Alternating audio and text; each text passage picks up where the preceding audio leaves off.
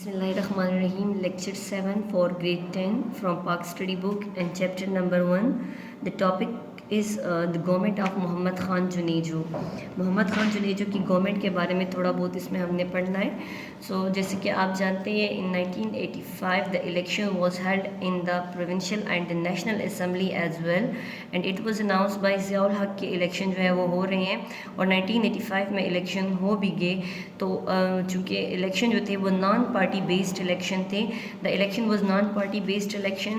تو اس میں تھوڑا مسئلہ آیا کہ how to choose the prime minister of the country, جس کے لیے on March 20th 1985 Zia ul Haq propose Junejo as a next or the new prime minister of the country. Junejo کو 20th مارچ 1985 کو پروپوز کیا گیا کہ وہ نئے پرائم منسٹر ہوں گے and all the members of the national assembly were agreed. There was no disagreement among any of the person of the national assembly. تمام لوگ ایگری تھے اور جنیجو کو اپنا پرائم منسٹر ایکسیپٹ کر لیا گیا.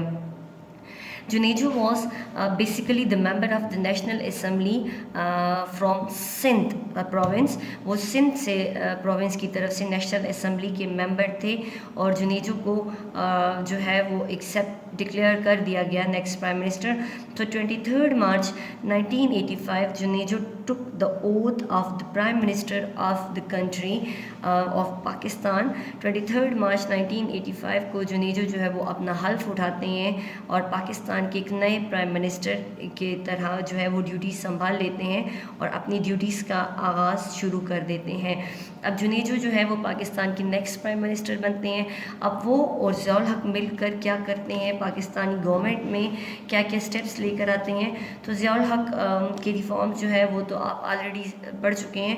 اب جنیجو جو ہے وہ کیا سٹیپ اٹھاتے ہیں تو دیکھیں اس میں مین جو ہمارے پاس نیکسٹ ٹاپک آتا ہے وہ ریسٹوریشن آف پولیٹیکل پارٹیز تھا. اس سے پہلے میں نے آپ کو بتایا کہ نان پارٹی بیسڈ الیکشن کروایا گیا, اسی لیے پرائم منسٹر چوز کرنا ایک مسئلہ بن گیا تھا جو کہ پریزیڈنٹ صاحب نے خود اپنی مرضی سے کیا کیونکہ پارٹیز کا کوئی کردار تھا نہیں. اب دیکھیں ریسٹوریشن آف پولیٹیکل پارٹیز آتی ہیں, دوبارہ پولیٹیکل پارٹی سٹارٹ اور ان کا آغاز کیسے کرنا ہے. اس کے فیور میں جنیجو صاحب خود تھے. تو ضیاء جو تھے وہ خود پارٹیز کے اگینسٹ تھے, لیکن جنیجو صاحب جو ہے وہ چاہتے تھے کہ پارٹیز جو ہیں پولیٹیکل پارٹیز وہ ریسٹور ہوں, پولیٹیکل پارٹیز بنے. Zia was against of the political parties but he realize for parliamentary system it is necessary. Political parties کے ٹوٹلی اگینسٹ تھے ضیاء الحق صاحب, لیکن جانتے تھے کہ پارلیمنٹری سسٹم کے لیے پولیٹیکل پارٹیز کا ہونا بہت ضروری ہے. اس لیے تھوڑی بہت ان کو جو ہے وہ اپنی جو ایک کوشش تھی پارٹیز کا خاتمہ اس کو جو ہے ایک سائڈ پہ رکھنا پڑا. The federal and the provincial government the head of the government form their own political parties. اب ضیاء صاحب جو ہے وہ کیا کرتے ہیں, پرمیشن دے دیتے ہیں پولیٹیکل پارٹیز کی ریسٹوریشن کا کہ ٹھیک ہے پولیٹیکل پارٹیز ہونی چاہیے.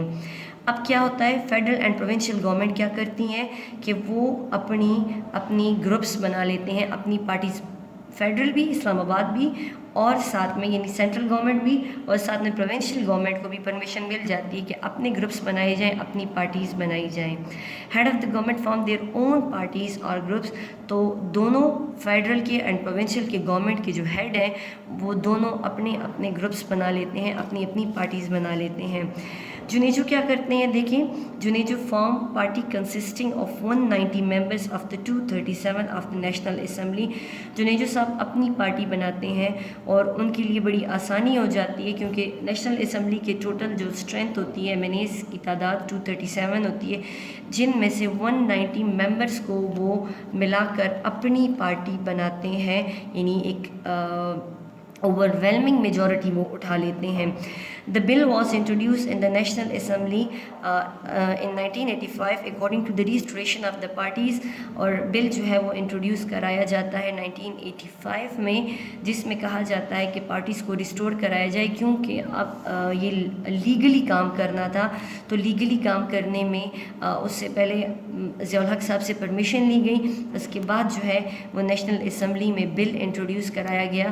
1985 میں بل میں کہا گیا تھا کہ ہم پولیٹیکل پارٹیز کی ریسٹوریشن چاہتے ہیں۔ اب اگر آپ سوچیں اور اگر آپ غور کریں تو جو نیشنل اسمبلی میں میجورٹی کس کی آ رہی ہے، وہ جنیجو کی آ رہی ہے، کیونکہ 190 ممبرز جو ہے وہ جنیجو کے فیور میں ہے، ان کی پارٹی میں ہے، تو ڈیفینیٹلی بل تو پاس ہونا ہی ہے، کیونکہ 190 ممبر آلریڈی جنیجو کے ہیں اور 190 ممبر آلریڈی جو ہے وہ ریسٹوریشن آف دا پارٹیز کے فیور میں ہے۔ The bill was passed unanimously and the parties was restored. بل جو ہے وہ ڈیفینیٹلی پاس ہو گیا اور جو پارٹیز تھیں وہ دوبارہ سے ریسٹور ہو گئیں، دوبارہ سے کام شروع کر دیا۔ اب مارشل لا کا خاتمہ، اس میں ٹاپک ہمارے پاس آتا ہے جنیجو کی گورنمنٹ میں ہی، ان کے دورانیے میں ہی ہمارے پاس بڑی امپورٹنٹ یہ ایونٹ آتے ہیں اور واقعات آتے ہیں۔ In June 1985 the NWFP province, now it's KPK, passed the resolution for end of the martial law. KPK government اس ٹائم 1985 جون میں سب سے پہلے پروونشل اسمبلی میں ایک ریزولوشن پاس کرتی ہے جس میں یہ لکھا ہوتا ہے کہ ہم مارشل لا کا خاتمہ چاہتے ہیں۔ At the same day, the Provincial Assembly of Punjab and Balochistan also made the same demand. Balochistan and Punjab نے بھی اسی دن سیم ڈیمانڈ پیش کی اپنی پروونشل اسمبلی میں کہ ہم جو ہے ہم بھی وہ مارشل لا کا خاتمہ چاہتے ہیں۔ On June 10th, 1985, some MNAs demanded the enforcement of Islamic law before martial law end. 1985 10 جون کو کچھ ایم این ایز نے، نیشنل اسمبلی کے کچھ ممبرز نے ڈیمانڈ پیش کی کہ جو مارشل لا ختم ہونے سے پہلے اسلامک قوانین کا نفاذ کیا جائے، اسلامی قوانین کو نافذ کیا جائے، چونکہ مارشل لا ختم تو ہر حال میں ہونا ہے، اس لیے اس سے پہلے اسلامک لاز انٹروڈیوس کرائے جائیں۔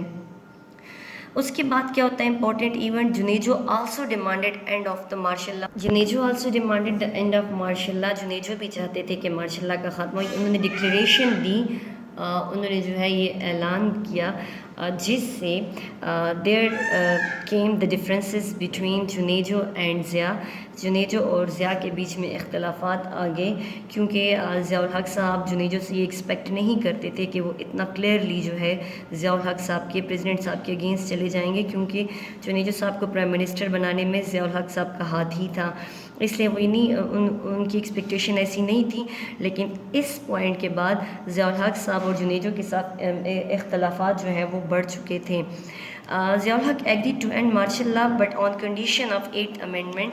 اب ضیاء الحق صاحب مجبور ہو جاتے ہیں کیونکہ تمام پروونشل اسمبلیز نے بھی ریزولوشن پاس کر دیے، پرائم منسٹر صاحب نے بھی ڈکلیئر کر دیا کہ ہم بھی مارشل لا کا اینڈ چاہتے ہیں، تو مجبور ہو گئے، ان کو مارشل لا کے خاتمے کا اعلان کرنا پڑا۔ لیکن ساتھ میں ضیاء الحق صاحب نے ایک کنڈیشن رکھ دی کہ میں ایک کنڈیشن میری مانی جائے گی شرط، اس کے بعد مارشل لا کا خاتمہ کروں گا، اور وہ کنڈیشن کیا ہے کہ 8th امینڈمنٹ کرائی جائے کانسٹیٹیوشن میں۔